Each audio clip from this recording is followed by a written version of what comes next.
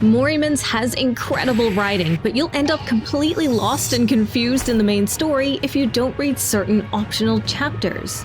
Here are the most important side stories in Morimens that you need to read, as well as when to read them, without spoilers of course. So you're probably thinking, why don't I just read every story in the order the handbook suggests? The main problem is these things, called reality verges.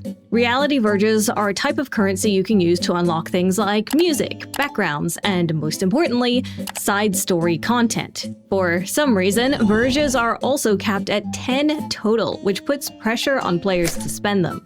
Longtime players will have unlocked many of these side stories for free during their respective events, but new players have an uphill battle unlocking each one they've missed. That's because you can only earn one reality verge per day by completing dailies, while each side story costs between 3 and 7 verges to unlock.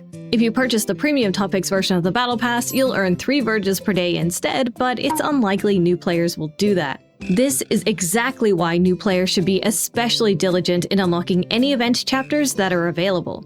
If you see free unlock event, but get a warning that you should read up to a certain chapter first, ignore the warning and unlock it anyway. You can always come back and read it later, but at least when you do, it won't cost you any reality verges to unlock.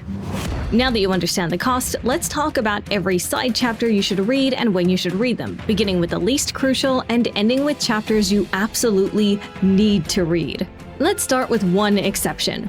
A story that's low priority for understanding the main story, but is exceptional and worth your time. Miriam's Dreamscape chapter, called Desecrate, is, in my opinion, one of the best chapters in the entire game. It's best read after Chapter 6. The sooner you read it after Chapter 6, the greater the impact it will have. However, it costs a whopping 7 reality verges, which is an entire week's worth of savings for new players. So everything else I'm about to talk about should be a higher priority if you're advancing through the main story quickly. Moving on, here are chapters that will greatly improve your enjoyment of the main story by adding context that otherwise goes missing. They're highly recommended, but only if you can spare the verges. After Chapter 6, playing through Salvador's Special Ops chapter, The Color of Blood, will enhance your experience with Chapter 7 and beyond. Although the handbook recommends it after Chapter 1 for some reason, it directly references the events of Chapter 6, so the best time to read it is between Chapter 6 and Chapter 7.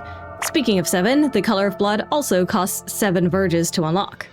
Despite only being added in Arc 2, Castor and Pollux's Dreamscapes, Beyond the Skies Part 1 and Part 2, are perfect reading material right after Chapter 7. These two chapters make up a complete story that ties up some loose ends between Chapter 7 and 8. That means right after Chapter 7 is the best time to read them. The problem, of course, is that each of these two Dreamscape chapters costs 7 verges to unlock, for a total of 14. I highly recommend them if you have the verges to spare though. The last of my highly recommended chapters before getting to the absolutely mandatory ones are far into the future for any new player. After finishing Arc 2 Chapter 2, you can go ahead and play the 2 summer Dreamscapes, See You in Neverland and See You Neverland. Again, they cost 7 verges to unlock each, but it'll probably be quite a while before any new player gets this far, so you've got some time to unlock them. Just to emphasize, you should unlock these after Arc 2 Chapter 2, not the very first Chapter 2 you see. And that brings us to a couple of chapters that are so vitally important for your understanding of the main story, your experience will be negatively impacted by not playing them. If you found this video helpful, a sub to the channel would make my day. First up is Sorel's Special Ops chapter, Tribute to the Rose. You're free to read this anytime after Chapter 2, but you must absolutely read this before Chapter 7. This one is so essential to your understanding of the main story that skipping it is going to leave you scratching your head. Surprise, surprise, it costs 7 reality verges to unlock, and it's worth every single one. Without a doubt, this is one of the first chapters you should spend verges on. Next of the extremely important unlocks is Ramona Timeworn's Psyche Deep Dive called One Step Away. You can read this after Chapter 4, but like Sorel's story, you should absolutely read it before Chapter 7. This chapter should be mandatory for how important it is to the main story. You will be extremely confused if you skip this. One Step Away costs a refreshing 3 verges to unlock. Playing Ogier's Psyche Deep Dive, which is unlocked for free, will give you a little more context for Psyche Deep Dives in general, so you may want to play that before Ramona Timeworn's story. And finally, furthest in the future for any new player is Ramona's Special Ops chapter, Celestial Aria. You're not actually able to unlock this until you finish Arc 2 Chapter 4, but as soon as you do, you should unlock this. Don't let this message fool you though. This chapter costs 7 reality verges to unlock too. Fortunately, since it's so late in the story, you'll likely have plenty of time to save up, but it should be your top priority after finishing Arc 2 Chapter 4. If you've been counting, the cost of unlocking all these chapters is a whopping 59 reality verges. For free-to-play players, that means completing 2 months of dailies, unless you get lucky and a couple of these events rerun in the meantime.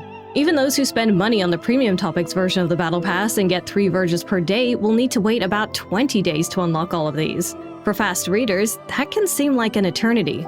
The other thing you need to consider is that you can't actually unlock daily quests until near the end of Chapter 1, which means you also can't start earning reality verges until then either. So I advise completing Chapter 1 as fast as is comfortable for you. With that in mind, you should do your best to at least read Sorel's, Ramona Time Warren's, and Salvador's stories before Chapter 7, because those make the biggest difference early on when your reality verges are the most scarce.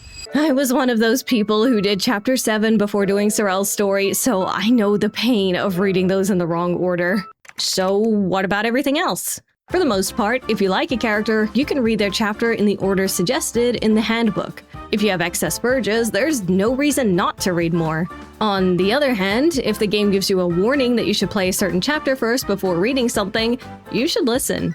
There are some side chapters that directly reference parts of the main story.